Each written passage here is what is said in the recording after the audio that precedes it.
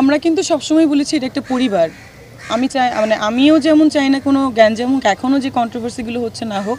আর মিশা দীপজল ভাইয়ের যে পরিষদ বা আগে যখন মিশা ভাই ছিল তখনও কিন্তু আসলে কার্যক্রমটা খুব ভালোভাবে চলছিল।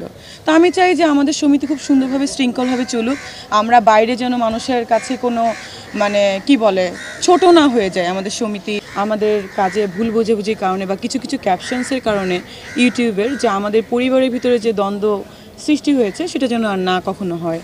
তো এটাই বলবো যে আপনারা দয়া করে কোনো ক্যাপশনস এমন দিবেন না যেটা নিয়ে একজনকে উদ্দেশ্য করে ক্যাপশনটা হয়, যেটার জন্য আজকে এত বড় ভুল বোঝাবুঝি হয়েছে। অনুরোধ করছি আমি অনুরোধ করছি, মানে ক্যাপশনসগুলো আপনারা একটু কাইন্ডলি সুন্দর সমীচীনভাবে দিবেন। না দিলে আসলে আমাদের মধ্যে একটা দ্বন্দ্ব লেগে যাচ্ছে। আজকে তমা আপুর সাথে, কালকে দেখা যাবে আরেকজনের সাথে, কালকে দেখা যাবে আমার সঙ্গে আরেকজনের, তার সঙ্গে আমার, এরকম একটা প্রবলেম আসলে মানে হয়ে যাচ্ছে। সো ক্যাপশনসগুলো আপনারা কাইন্ডলি অনুরোধ করব, রিকোয়েস্ট করব, আপনারা মানে উদ্দেশ্যমূলকভাবে কাউকে দিবেন না। সবাইকে শুভ সন্ধ্যা। খুবই ভালো আছি। সবচেয়ে ভালো লাগছে যে আমাদের যেমন বাবা মা আমাদের অভিভাবক, আমাদের কিন্তু শিল্পী সমিতি আমাদের সেকেন্ড পরিবার।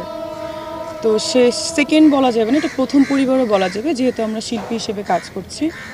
তো এখানে যে পরিবারের যারা সদস্য আছেন এবং সাথে আমাদের যে অভিভাবক, সভাপতি, সেক্রেটারি, তারা আসলে সিনিয়ররা যা বলবেন আসলে আমরা জুনিয়র হিসেবে আমাদের শোনা উচিত, মান্য করা উচিত।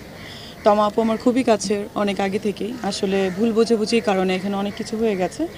তো যাই হোক, নেক্সটে আমি চাই না বা আপু চায় না বা আমরা আসলে কেউই চাই না আমাদের পরিবার যে আমাদের পরিবার ছোট হয়ে যায়।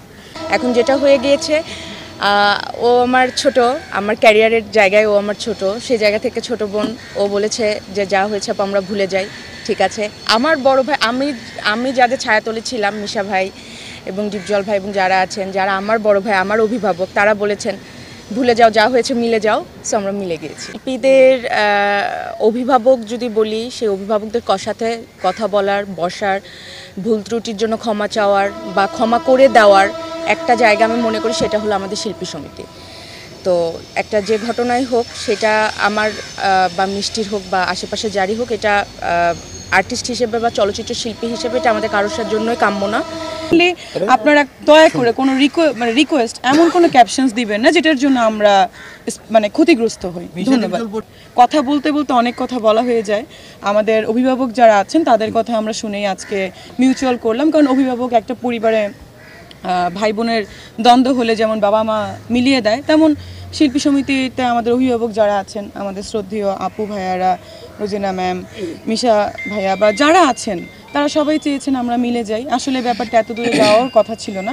তো যাই হোক, যা হয়ে গেছে সেটা তো আর ফিরে আসবে না, কিন্তু ভবিষ্যতে এমন কোনো কিছু আমরা করব না বা হবে না যেটার জন্য আসলে আমাদের সমিতি বলেন, আমরা শিল্পী হিসেবে আমরা ছোট হয়ে যাই। আর